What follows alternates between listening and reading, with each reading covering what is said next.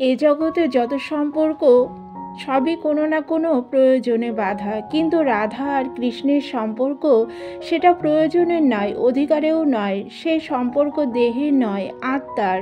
রাধা আর কৃষ্ণ একে অপরের মধ্যে বিভক্ত দুই আত্মা। যেমন চাঁদ আর চাঁদের আলো আলাদা নয়, তেমনি কৃষ্ণ ছাড়া রাধা নেই, রাধা ছাড়া কৃষ্ণও নেই। তাদের প্রেম শরীরের নয়, তাদের প্রেম হলো আত্মার মিলনের প্রতীক, যেখানে আমি আর তুমির ভেদরেখা মুছে যায়। রাধা কৃষ্ণের প্রেম আমাদের শরীরের আবেগভিত্তিক প্রেমের বাইরে। এ প্রেমটি আত্মার সাথে হওয়া নিষ্কাম অনুভূতি।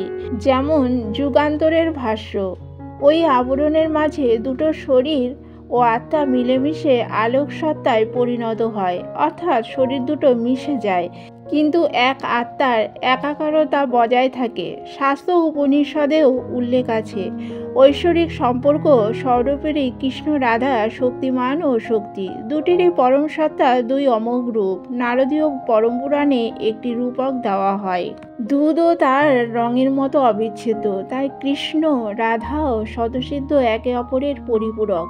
এখান থেকে বোঝা যায় তাদের প্রেম সম্পূর্ণতায় আধ্যাত্মিক, শারীরিক কোনো স্বার্থ এতে নেই।